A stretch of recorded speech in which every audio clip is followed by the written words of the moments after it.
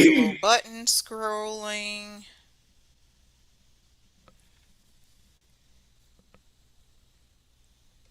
And I'm gonna check on YouTube itself just to make sure.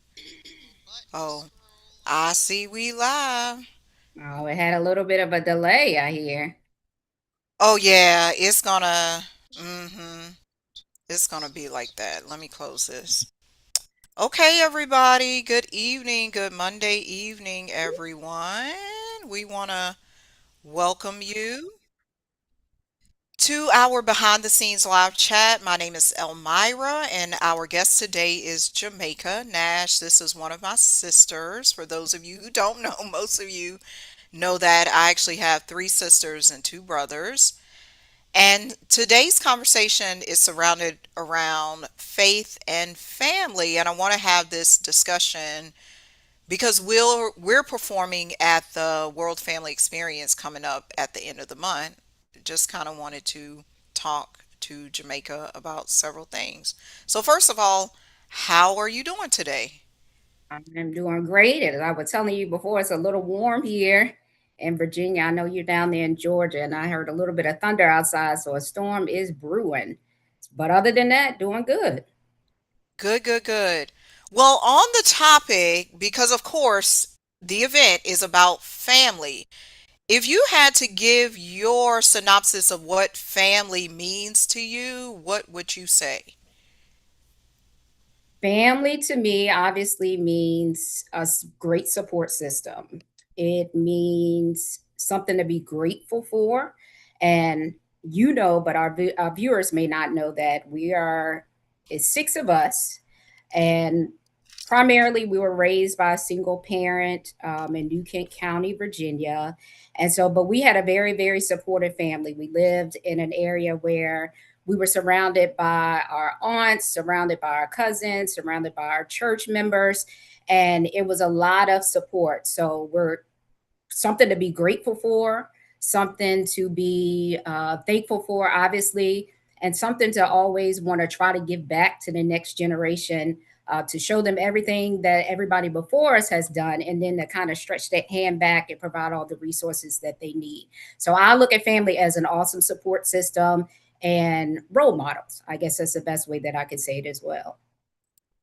It's kind of interesting you say that because you are a role model, being that you've been a teacher. Mm-hmm. How many years has it been? Has it already been 25 years? How many years? Woo, slow I your don't roll, know. slow your roll. It ain't I been am that going long, into but I am going into my 22nd year. And if y'all oh, can see that, 22. shout out to Highland Springs High School, going into my Okay, go spring 22nd us. year. And I've been there all of my educational career as a teacher.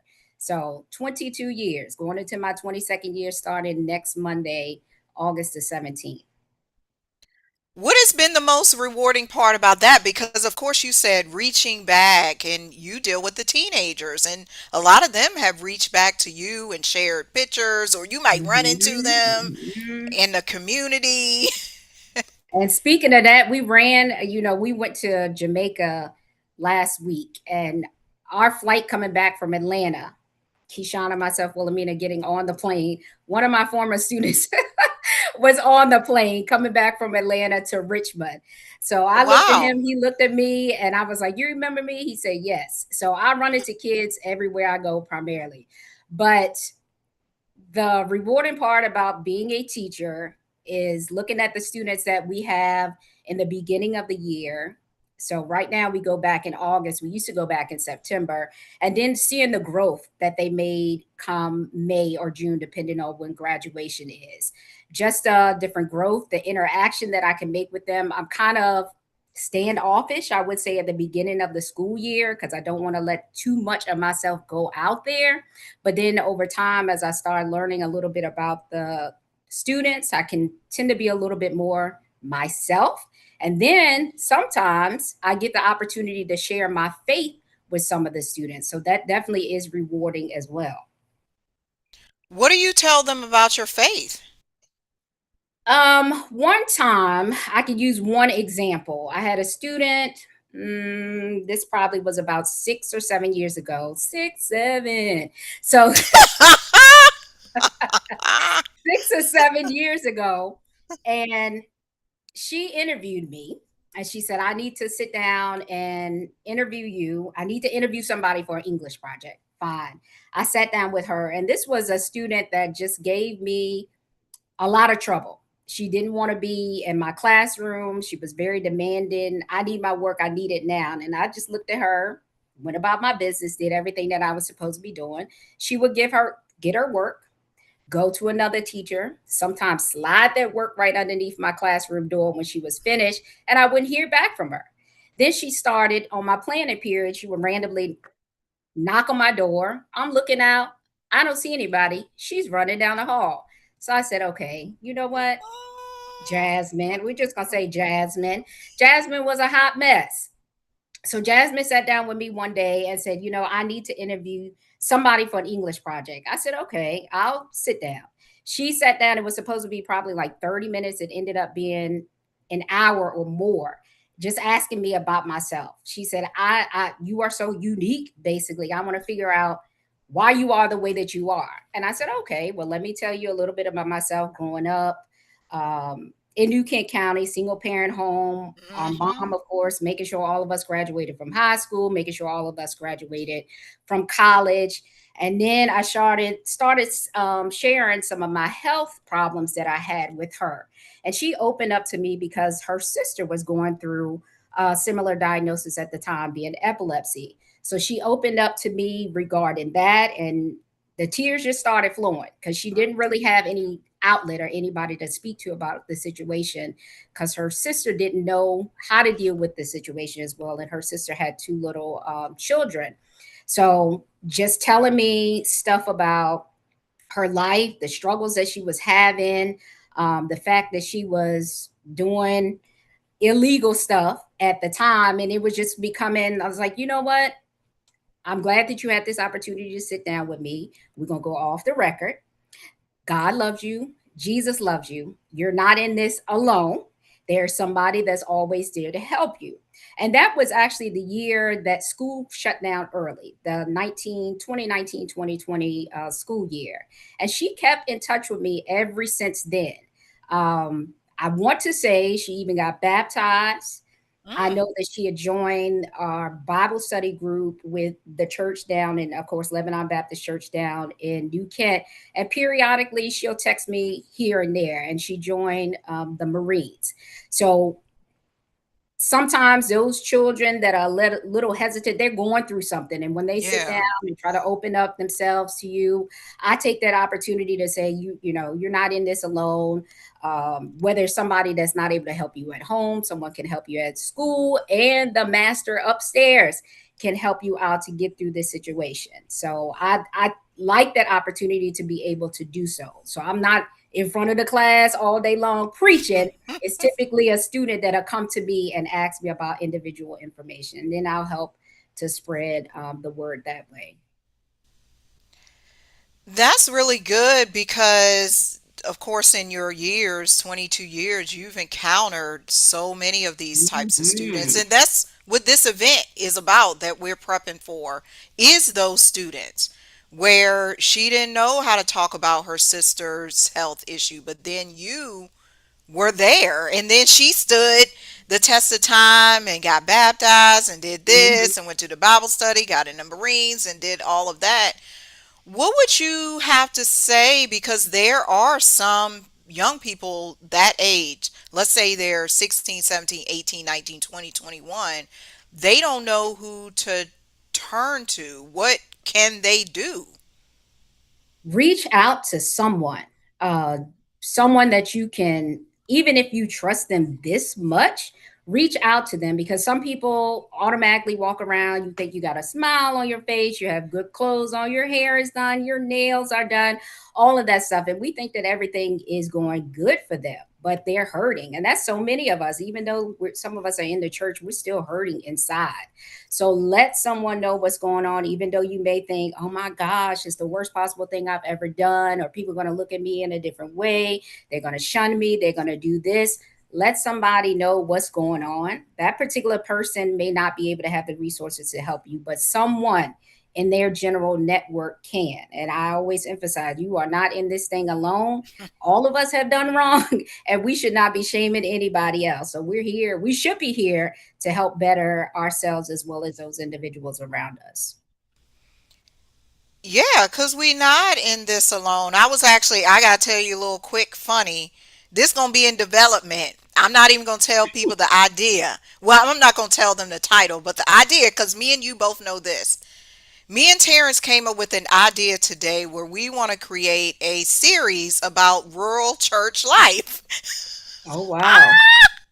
But it's based on that. Like, what's really going on behind the scenes, like with the choir director or on the mission Mm-hmm. ministry? Because people think Mm-hmm. there's nothing happening at the country church. What happens to prep for revival? What is the pastor really going through? What so we Mm. got a whole the fish fry, what are we doing when it's homecoming? And We them got the pound plan. cakes, them pound Yeah, cakes. see, we What did gotta they have used the to do? The red punch, the church yeah. candy, the pound cakes. Woo! Well, Gotta the have pound cake and the regular cake, you know how after the second service they give you the big sheet cake and then you it. get the peanuts and the Mm-hmm. mints. You gotta have the Mm-hmm. peanuts. Gotta be My the peanuts Lord. and the mints and the red punch. But that's true because sometimes when it comes to faith, people will assume that faith makes you perfect. Okay, I'm in the church, Mm-mm. I'm on the church ministry, I'm the pastor, I'm the deacon, I'm the whatever, I'm in the choir. Because you on the praise team, right? I'm on a Yes. praise team, so everything going right. What has been one challenge you may have had to deal with just being in faith, being in the church that you had to overcome or had to overlook? One challenge. I will say, and I was kind of reflecting on this the other day. So, as I said, had the diagnosis with the epilepsy and then had surgery um, due to some other complications a couple of years ago. And so, normally, when something happens in my life, I don't take it as saying, God, why me? Why me? Hmm. But some people say they like to turn it around and say, why not me? There is um, a bigger vision at hand. I guess that's the best way that I can say it. So every time that I am faced with a challenge, I look at it as what more can I do for God? So at that time, I had surgery 2 summers ago. It was supposed to be something that I was going to be in recovery for 6 weeks, but I guess a week and a half after the surgery, I ended up back in the hospital for another week due to complications with the surgery, which only happens in, I think they said, 6% of people that actually have that surgery. But in any case, I was in that bed praying day and night, day and night, day and night, like, God, what in the world, what in the world, what in the world is going on? And typically, when I like sit down and pray and get on my feet and knees and all of that stuff, I'm shedding tears. But at that time, I was not shedding any tears. So I said, Hmm. okay, you have grown a little bit because in the past you would have been sobbing and having no hope, no faith about what direction you're going in. I said, okay, this is a little bit of growth. But after that, I said, God, he already knew I liked to sing. I was already on the praise team. I said, I'm going to give more of myself to you when I do recover from this situation. So, singing more for you, reading more about the Bible, going to Bible study more, shutting different things out of my life that'll take my eyes and focus away from Him. So, I will say, yes, sometimes your faith is shaken because we're all, no matter if we're in the church or outside world, we're all always going to go through some type of struggles. But usually those struggles are there for a higher purpose to get you to another area in your life. So when they do come my way, I'm like, okay, okay, what's next? All right, I'm gonna jump over that hurdle. But also, I look at it as a way of being able to minister to people, whether they're in the church. You know, you can give your private testimony to some of those people that are a little weak or going through some situation, or just people in general in the outside world. So with it, I have noticed with every obstacle, my faith has grown because I've over was able to overcome those obstacles with God. I would say that's grand because you didn't allow the obstacle to take you over. You Hmm. said, okay, God, what more can I do? So then you were able to grow, you were able to shift and then excel to the next level in your faith. So Yes. that's Yep. Yep. so, and what I hear in that is you welcomed it. Because sometimes if we don't welcome the growth, how we gonna get it? Like, I don't know. And we're not gonna get to the next area where we're supposed to be in life. We're not meant to be stagnant. So we have all these goals. I want this, I want that, I want this, I want that out of life. Fine, but you're gonna have to work for it. So if it takes you having to go down in the dungeon or going through this pit hole or what are they, pothole, I guess I could say, in order for you to get to that final destination that you want, bring it on. And it's gonna make you that much stronger. mm-hmm, stronger. Yeah, you build that. I got a question about that because you just said stronger. Some people assume that they can just be strong all by themselves. They don't need, let's say, they say, okay, I don't need God, I don't need family, I don't need this, I don't need y'all people. I can do, it's like the Tyler Perry movie, I can do bad all by myself. Like,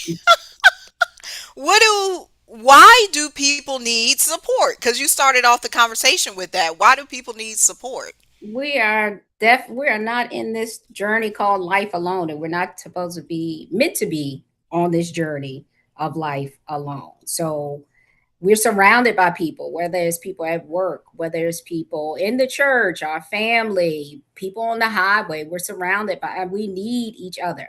So the purpose of having all of these people in your county, your city, your state, the country, the world, all of us don't have the same gifts or the same talents. Like an area where you are strong, I'm weak. An area where I'm strong, you're weak.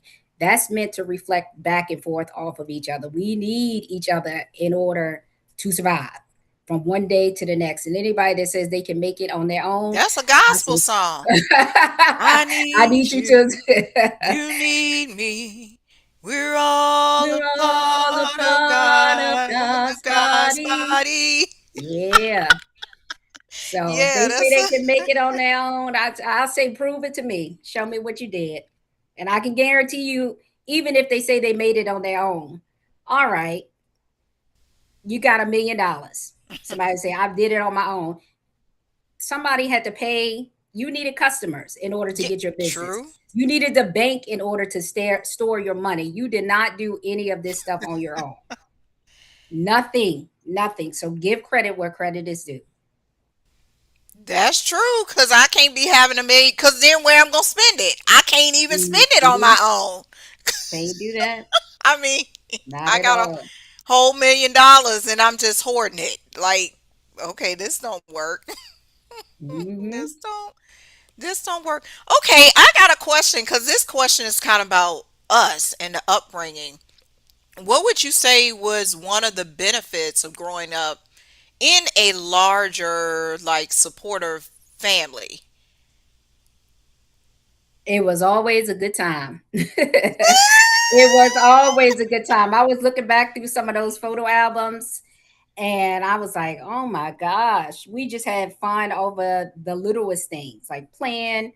I saw one picture of Wilhelmina playing a guitar, like a stick outside, and people always coming over to see each other, always having big Thanksgivings, big Christmases, all of that stuff. It was always somebody, always something to laugh about, always someone to have a good time with. And even now, you can say we got so many cousins, and some people say that ain't your cousin for real. Yeah, it Yes, it is. We come is. from a big family on both mama side and daddy side. We got a lot of family. So having that support system that's there, being able to be around a lot of people all the time was lovely.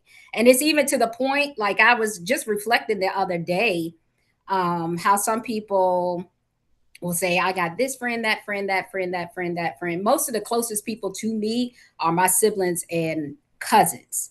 So it wasn't even that we needed to go out and make female or male friends. We had like Hmm. your own social group right there because you had such a big family. Yeah, that's true It because you really making me was think. I had a cousin in my class, Tremel.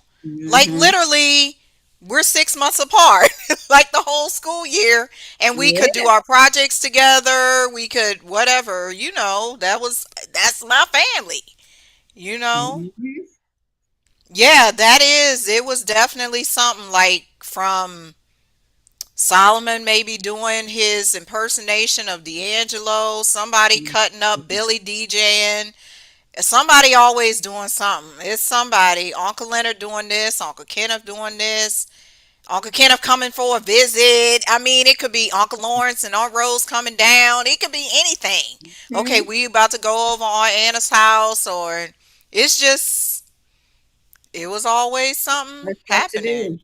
Hmm. Always, yeah, always. And I mean, I'll take that shift a little bit, and that's one of the reasons I like to do the stuff for the family reunion, of course, because so many of those individuals that you mentioned, our uncles, our aunts, all of them have really paved the way, and they were there to help us out a lot and support us while we were growing up. So definitely want to keep that legacy going with the next generation for generations to come. We're continuing to do the family reunion. well, let's talk about that because you've been really instrumental in the family reunion, and I want to say this to the Mhm. Pemberton family reunion. And you obviously stated one of the reasons you do because of the legacy piece. Why is it important, not just for you, but anybody out there? Because they could be your age or younger and they're wondering, we don't need family reunion no more. That's what they used to do back in the day. Ain't nobody trying to do that. It's 2026. We don't need that. Keep in mind, I'm a history major as well. So I like history. I like learning from history and some of the things that we have, whether it's a governmental side of things, this doesn't even relate to family. Something we have today. Let's say we've got our electronic vehicles that are out there. Something had to occur in order for us to take, I say, privilege or be well off enough to be able to have those things. Hmm. So it's important to know history. It's important to know why things are the way that they are because we're benefiting from something that so many people have invested in to this day. So if you know your family, you can look back and say, wow, my great uncle was in one of the Tuskegee Airmen. Or wow, Mm. my grandma was one of the individuals that sat in with Rosa Parks. It just puts a different vision on how you have an outlook on life. That's to me. Cause you're like, look, all this stuff these people did, and I'm sitting here acting a fool. I need to straighten up because I got a map in front of me of all of these people before me that have done these great things. I can't be the one that slips. I got to be able to be the next one to take it up one step higher because we have that much more opportunities than they had prior to that. So, as I said, love history, love learning about it, love learning about the different decades and the centuries to see how not just us as African Americans, just people in general, were able to overcome different circumstances, whether it was wars, whether it was a hurricane or whatever, and what came about. Because some new type of revelation, some new type of invention has always come about, unfortunately, due to tragedies. And the same thing for individuals. We only going to know how to do better if we knew what was going on in the past. So that definitely is important to know what's how your family was structured, about your family members and whatnot. Yeah, that's true because I can say, even looking at like our family, we know how to do stuff because of who came before us. Like our Mm-hmm. mom, our dad, grandparents, aunts, uncles, cousins, they showed us what is possible, what you can do. Because I can mention on both sides of the family, on the Lofton side and the Pemberton side, they were really big on the siblings staying together, or you doing stuff, or we knew all of them. It wasn't like, okay, you don't know. Now, we may have not known our dad's side that much because we weren't around them that much, but we still knew Mm-hmm. them. We still knew who they were. And to me, it's important to carry that legacy because we saw it. We saw the togetherness. We saw the importance of you have to know this is your great aunt, this is your third cousin, this is your so and so and so and so. You ain't gonna be on the subway somewhere or trying to date this person and you don't know that's your cousin. Like you not gonna know that. You gonna actually spend, and to take something that Lauren is initiating, she wants to ensure that the younger generation, those who are under 30, know this Hmm. same thing too, that where her daughters and people around her daughter's age in the family know this type of stuff. Because if we miss it, and I'm talking about us, because at some point we become the bridge. We can no longer Yeah. say, oh, I'm a kid. You ain't no kid, you 40. Right. Right. You Right. can't be like, I can't do nothing. Oh, my mama and daddy ain't show me what to do. Yes, they did. It's your time to shine. Hmm. Take up True your that. take up your cross. Because I was looking, and this is where we had our time to shine. It was 2015, and it was the same weekend just 11 years ago because it showed up in my memories on my Google For the Photos. family reunion. Yeah, where we planned the Hmm. family reunion. This was the first time we were responsible. So how old was I? I'm looking back. So if I'm just doing 11. So I was 37, and of course you was what? Maybe like 33. 34. 34. Yes. So we were early 30s, in our 30s, planning the family reunion for the first time. We may not have known all that was Hmm. supposed to do, but we saw it. So that meant Yeah. we had an example. What when you think back to like that year, what was monumental about planning that year particularly? Do you remember anything?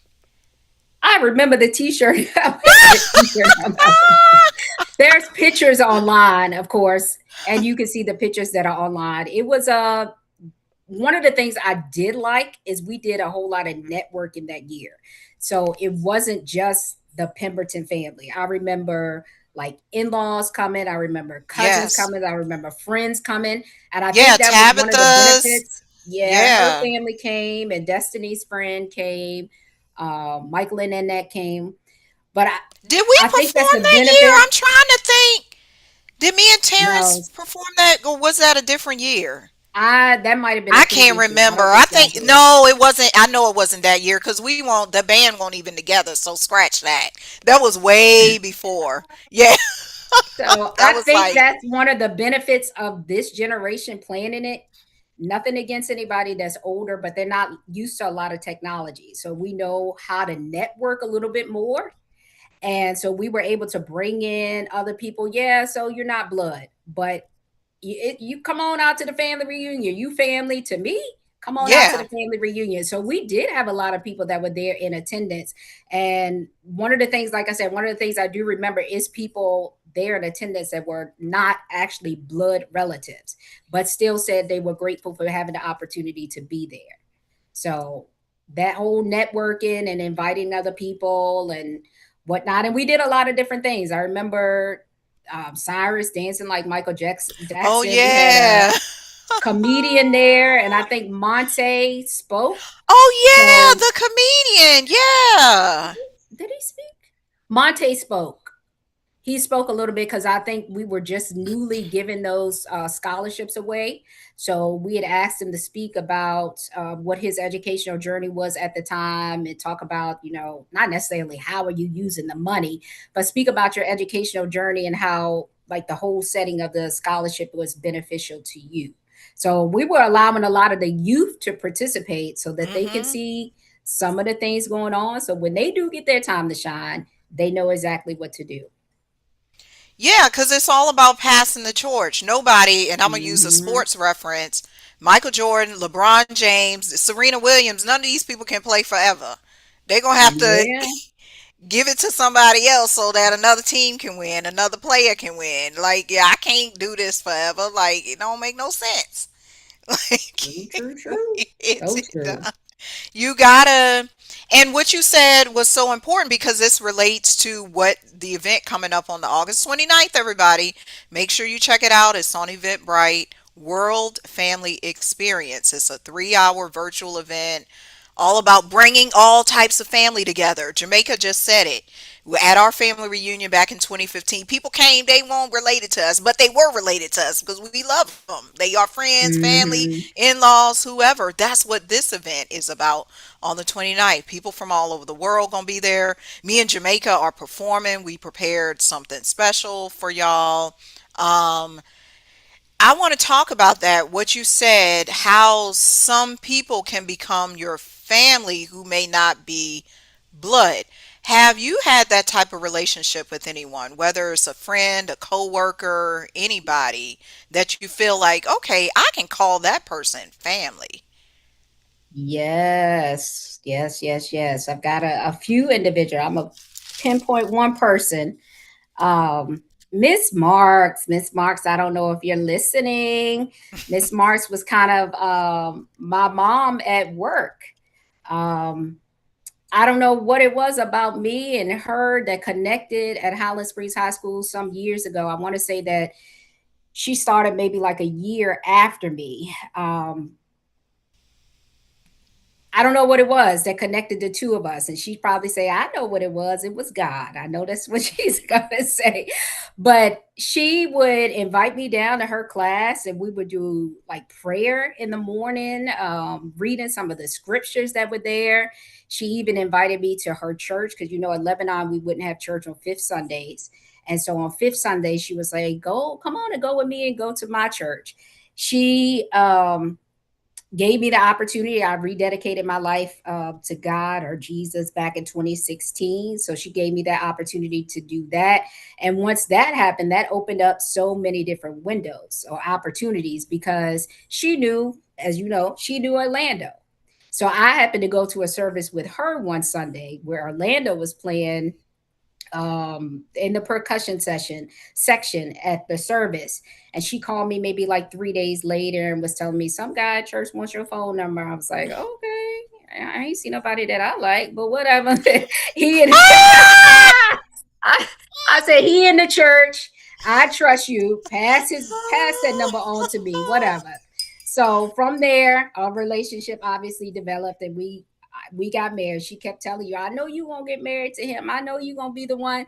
So I would consider her family. We stay in touch from time to time, text each other. She now has two grandchildren. So she'll share stuff with me about her grandchildren. Her little grandson, he's 5 years old. He just got baptized on Hmm. Saturday. So he is gonna be something. He's gonna be something. He already is something else, but he walking and talking and preaching and all of that stuff at 5 years old. So that is one individual that I would say I consider family. I have many, many close co-workers that are awesome individuals, but that is one person I would probably say is like my mom in the workplace. Who is Even Miss though she Marks? has retired. Did I You met meet her at the her? wedding. Yes, Carolyn Marks. She in our photo album, she calls herself the matchmaker. Oh, I'm gonna have to look back. Yeah, and see what remind myself what she looks like. I mean, Mm-hmm. I know the story, of course, like, but I Mm-hmm. don't remember. Yeah, like remember. Okay, let's talk about that because you just spoke of how you met Orlando, your husband, Mm-hmm. and that's a definite faith move as well because how old were you when you all met? I was 37. Okay, 37. And there are many Yes. women out there listening who's like, oh my gosh, I'm over 30. I'm never going to get married. I'm over 35. I want to have a child. Blah, blah, blah, blah, blah, Mm-hmm. blah, blah, blah, blah. What was your thinking at that time? It was gonna happen when it was gonna happen, and if it wasn't meant to be, it wasn't meant to be.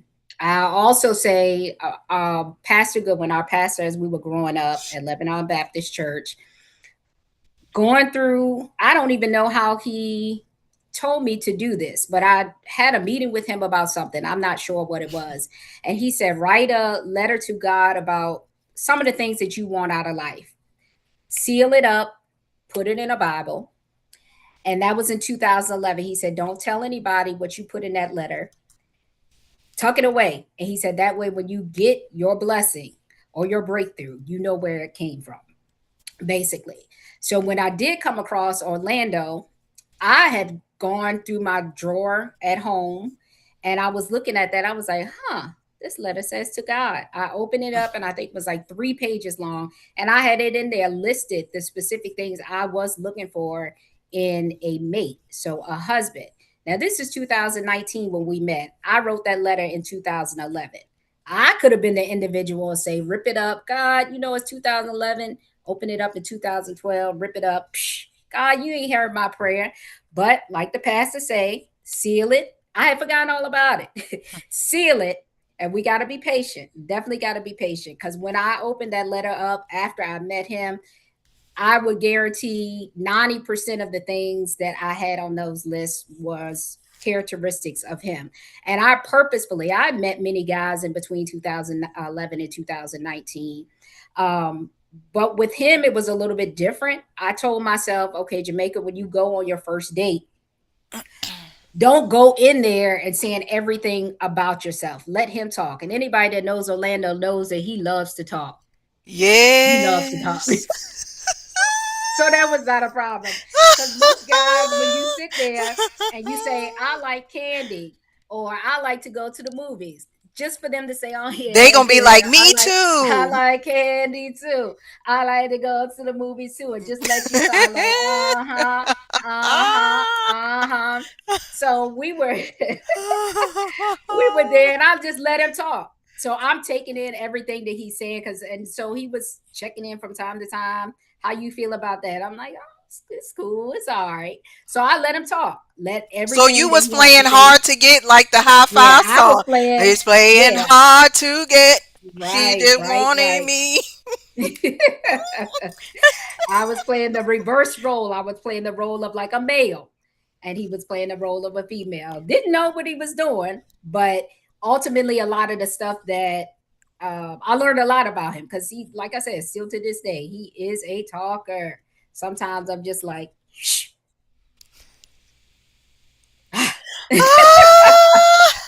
But that's one of his characteristics, and that's one of the things that makes him unique. So we're gonna rock and roll with it. Yes, yeah. I mean, you gotta, but he fit, like you said, the list that the pastor told Mm-hmm. you to put in the Bible. He fit the Mm-hmm. list. So what can you Yep. do? And then And that's other the. things outside of him, it was other things that I put on that list about like educational things, other material things that I had already gained or had already gotten, but just did not go back and look at that letter until one day I Hmm. was cleaning out the drawer, maybe a month or two after I had met him. Because, like I said, that thing had been in the drawer since 2011 in a Bible that I did not use. So don't even think I'm not out there reading my Bible. It was another Bible that somebody had given to me that I don't use on a regular basis. Because I think that if I had opened it up, I would have made any guy say, oh, I can make this guy to be like that. I can make him to be this. I can make, because that's what's on my list. I probably could have Hmm. said that I can make any male be like the list that I wanted versus allowing God the opportunity to make someone into or have someone out there, me allowing myself to run into the person that he would have me be with. So. That's a good point because I want to speak to the ladies because can be for the men too. Sometimes we can try to mold that person into the list because Mm-hmm. you, let's say you got the 28 things on the list. Oh yeah, I can make him this, he this, and you know that man ain't that. You know for And real that. I must stop you right there. And that one thing, I never told him what was on that list. Because if I Mm, did go in, some people can switch their identity just for the sake of being wanted to be with that one person. So still to this day, I don't think I've ever shared with him all the stuff that's on that list. that's good because you do have to keep some type of sacredness and discretion because otherwise people, because this is the second time you kind of mentioned this, the word or the idea of boundaries. You do it with your student. You did it with Mm-hmm. this letter because you want to keep that between you and you and God. And then you also said, even with my husband, yes, we're in this union, we're in this covenant, but I don't have to share everything. And then with the students too. starting out the Mhm. school year, Mhm. which is coming up, it's approaching. You don't Yes. have to be the teacher who's like, I need to know everything. I'm gonna make them like me. So then, Mm-mm. no, Not at that ain't. all. Not at all. That is not going to work. Because what is the importance of boundaries in relationships, whether it's marriage, it could be with coworkers, it could be with church members, it could be with anybody. You keep your identity. You're able to retain your own identity. We're all, as we mentioned before, we're not on this earth by ourselves, but we are all unique individuals. But so if we don't set up boundaries, we start conforming into what somebody else wants us to be instead of what we are meant to be. Yeah, you definitely won't want to come because I mean I tried that like growing up. You know how when you in school and you like, ooh, they got these pants or Oh, everybody wearing this hmm. hair. Let me try. Because there was one time you probably don't remember, but I only got a weave one time, and that was all I needed. We like, I don't need weave. I seen everybody else with it was in college. Everybody else had the weave, so I Oh, tried it and I was like, how is they wearing this? I said this got to come out. and Elmira it's don't need hot. no weave. Yes. Mm-hmm. And it didn't even look cute. I mean, of course, I know there's better techniques now. I still don't want the weave Mm-hmm. because it ain't for me. Like, because you got to Stay get it true to sewn yourself. in. You got to I mean, yes, I'll wear the wig and people know I'll be wearing the wig because I don't even wear that all the time. Like, Mm. it's too much. I trying to conform because that's in style. If you were to think about it, that's well. Let me ask you about that because that does bring up what made you decide to change your hair because you used to I want to do the see if you relaxer. have something. What? Um, because everybody doesn't know. I don't have any like pictures around Hold on, I might be able to share one. of Give me what I just a had second. before. Yeah, just keep talking. I'm gonna look on All my right. files So, because I might be able to share in this interview and it's where more so people like a can. it's a it was a health concern. So maybe 6 years ago, I think 5 or 6 years ago, I stopped getting relaxers because no, it was even before that. Found out I had some fibroids, which everybody says is pretty common to African American women. So Mm-hmm. doctors kind of shun it off. But then, upon doing some more research, they were saying some of the chemicals that we use in our hair does cause for us to have fibroids. However, if you've been wearing your hair relaxed for over 30 some years, it's hard to just say, I'm not doing it anymore. So, speaking with my hairstylist at the time, Alicia, um, I was telling her the journey that I was going through, and she was like, okay, well, we just can come in and do what do they call it? A silk press. So, after we wash your hair, dry your hair, do the flat iron and all of that stuff. But even then, maybe 2 or 3 days later, you start to get that little rough around the edges. And I told her, I Mm-hmm. don't want the slick, I don't want the I slick found a edges. picture and So I she, might actually, you can keep talking. I'm going to share a couple because I think I found some more pictures so people can see. So this is one picture. You are in Hawaii okay. here. Yeah, so So you definitely all had a can relaxer see. there. Yeah, I Hmm. got another. Let me close that one. I can share. Hold on.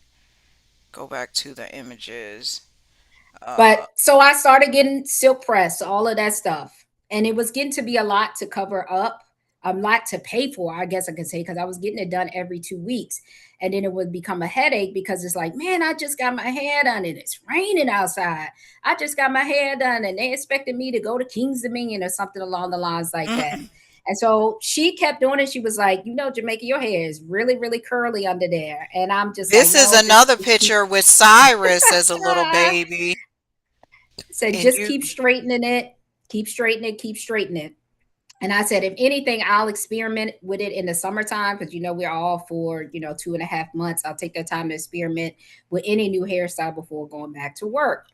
But as of course married, we started looking into like our future life insurance. We looked into like a life insurance policy, and they were quoting us for life insurance policies. I was like, that's a car payment.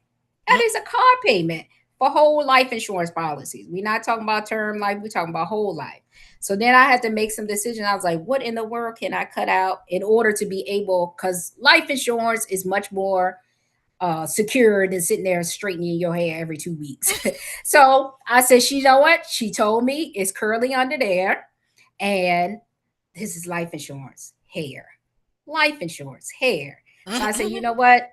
Let the curls go. Just let the curls go. And it's been so much easier because it gets wet and it just curls right up.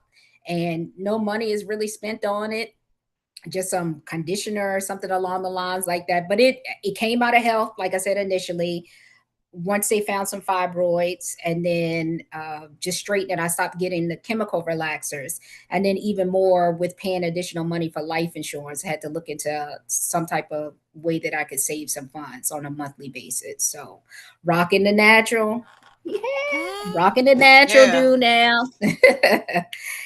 It's working. So I'll keep it up. I'm gonna see how long I can grow it. I used to cut it maybe twice a year, but I do want to eventually get it down to my shoulders. So we'll see how that goes. I got a question about that because I never asked you because of course everybody's got different texture even in the same family. My hair is curly, Hmm. but I don't think my Hmm. hair is as curly as yours. Do you have to put a lot of product on it or minimal Mm-mm. product? Very minimal. So something like this, I think I put some gel in it. Maybe what is today? Monday.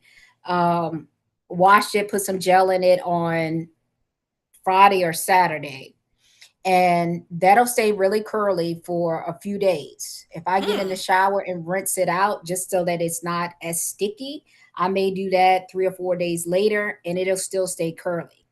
Um, for the most part, my everyday hair routine, if I wanted to look crisp, pristine curls, put some water on it, put some Cantu, scroll it, take that through my hands, and boom, it might be dry within an hour. So I don't do a whole lot. I don't do a whole lot with my hair. And that was even more convincing for me. Mm. Like when she was walking me through that process, I was like, you got to tell me how this is going to do, because I see so many people wearing natural hair, and like you said, I see so many different textures. I see people with the big froze. I see people that Mhm. are like, I have to twist it up every night, and then I have to get up See, in the that's how morning to mine do that. is. I was like, I don't have time for that. I don't have time for that. But she walked me through some different products for me to be able to use so that I could keep this up. But for the most part, I've very minimal product that I actually have to put on this. That's good because there are women out here Mhm. who don't realize how easy it could be because they never tried Yeah, it. It's true, like, true. how would you know if you didn't try to see what your texture is really like? I mean, Hmm. you don't know. I think the biggest thing I got to figure out now, I just been putting off getting one because I had the locks before, and then Hmm. last year I cut it off. I need a detangling comb because see, mine's will get knots on the end. Like that's just a common thing. Like it's fine. It's Hmm. funny because it's fine, but then it'll get like these little tiny knot, and then it'll all the other strands just twist up on this one knot. So I need a detangler because I use all the stuff. I got the Cantu, I got the ORS, the Olive Relief. I got all the stuff, and it Hmm. works. It does good, but then it So be you're talking like, about like a detangler brush that has like the multiple like yeah, that waves in it? one. Oh Yep. yeah, I I'll need, use that yeah. quite often. That's I good. I need that joint for real. Cause sometimes I don't be wanting to comb it. So that's my fault too. So True. be like Mm-mm-mm. you can't just neglect the hair and then think it's gonna do what you need it to do. Mm-hmm. Okay, I think the final question I want to ask you is specifically about the event coming up. And me, Okay. you, and Stacy. Stacy, for everyone who don't know, is one of our cousins. Like we said, we got a lot of cousins. So, Mm-hmm. we used to sing together as a trio. Unfortunately, Stacy couldn't join us for this concert, this event. But so me and Jamaica are going to continue on. What is one reason you feel it's important for you to sing for this function or for us even to revive what we used to do? Mm. I love to sing. Anybody that knows me, I love to sing. Wish I had more opportunities to do it when I was younger because we were in the youth choir when we were younger, but we only sung like once a month.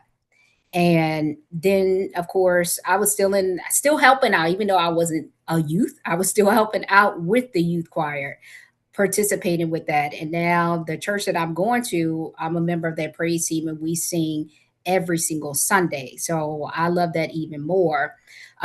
But you asked me to do it, and I was always taught that when somebody asks you to do something, especially if it's in a area or something that you feel is really important to you, just say yes because you never know when that opportunity is going to come around again.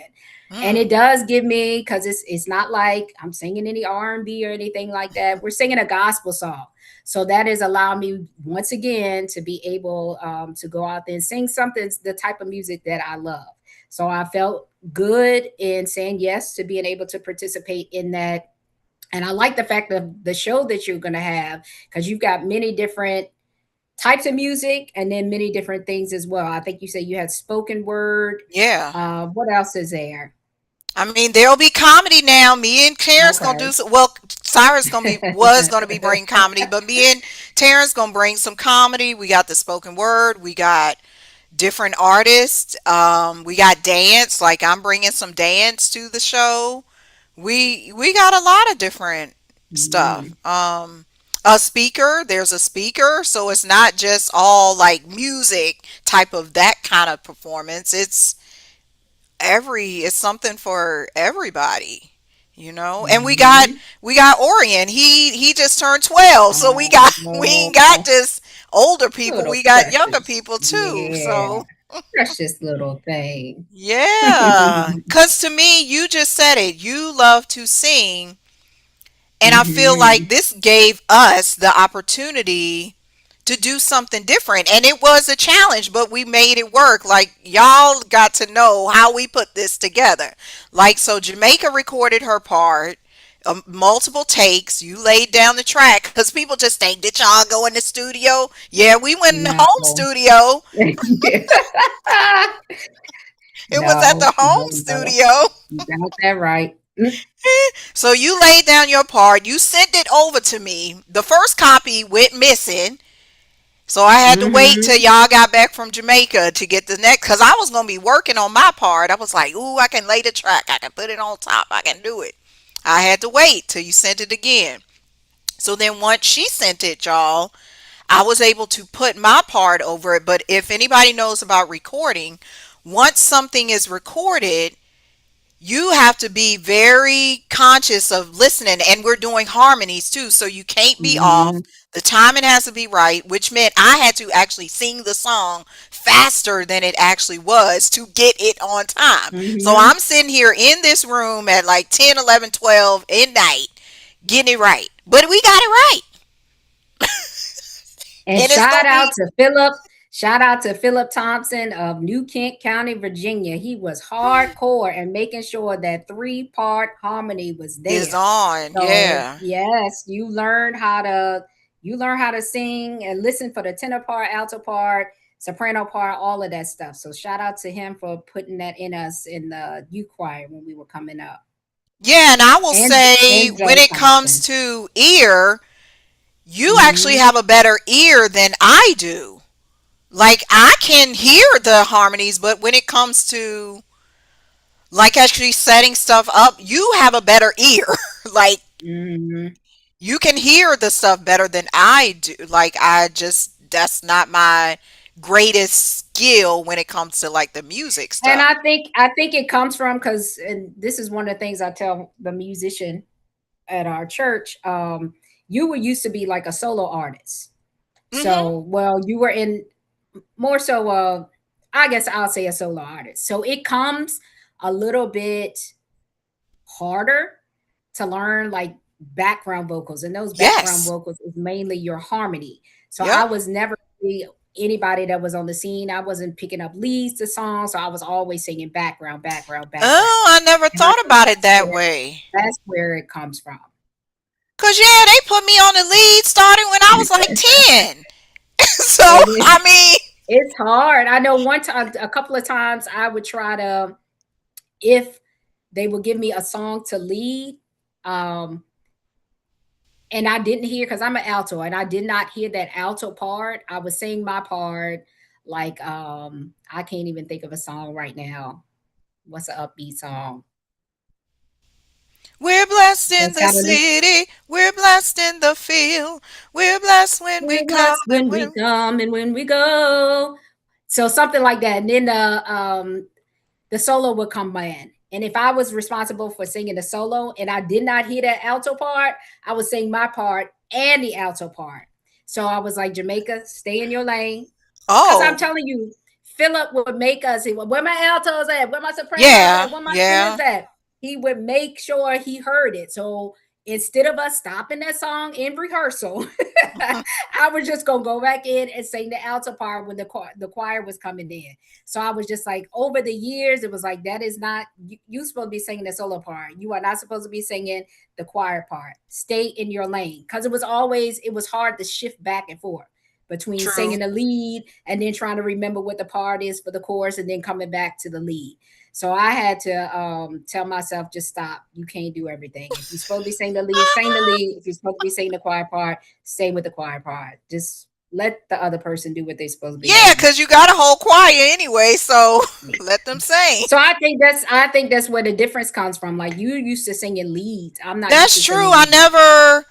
I never even thought about that because yeah, they handed me like Zoe or somebody or even well, college when I was in the college choir, I didn't really sing lead.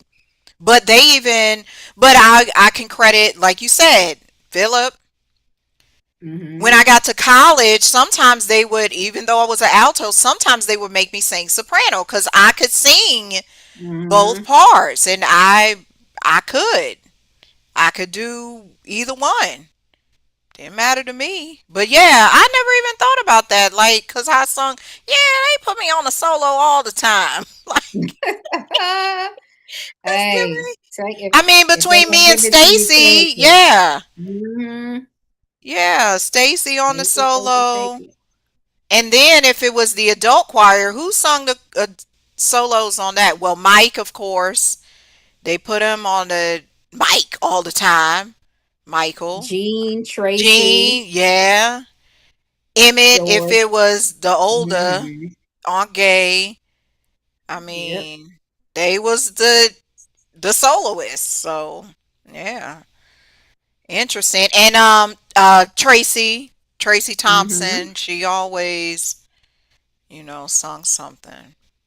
Okay, well, Yeah. do you have any final words? Because before we wrap up, Just make sure that you leave them the link for the event that you said they can check yes, on Eventbrite in order for them to log on to that concert on the 29th. yeah, So that, and then of course, make sure y'all go back and look at all the other videos on this subscription so that you can see some of the other guests that will be performing on that day as well. But other than that, like you said, our title of this is Faith and Family. I just say to our listening audience, make sure you are keeping the faith. Also, hmm, stay in touch with your family members because you never ever know what they're going through. Or there's a commercial on TV that said if you have time to scroll, you have time to pick up that phone and talk to somebody. So we have that time to scroll and see what's on Facebook, Instagram, TikTok. Stay in touch with your family. Send them a message. Hi, how are you doing today? I'm thinking about you. Give them a call because you do have no idea how far that little one smile emoji or that little conversation goes with making them have a better day. that's a good point. Because we can sometimes get disconnected and then Mm. depend on, I mean, I'm guilty of that. Like you depend on Facebook or something, let's be like, oh yeah, let me see what so and so doing. But you can Mm-hmm. send them a note or a note, call them, send them a letter, send them a little gift, something, True that. anything. Okay, I feel like we watched this guy here. When I held up my phone just now, I felt like I think I didn't I tell you about the guy Reggie Gay that we watch? We watch Reggie Gay Gospel.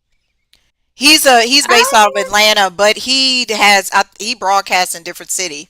So when he's announcing stuff or his little segments in between, he'll be like, "Now everybody, you know you got my app on the mobile device.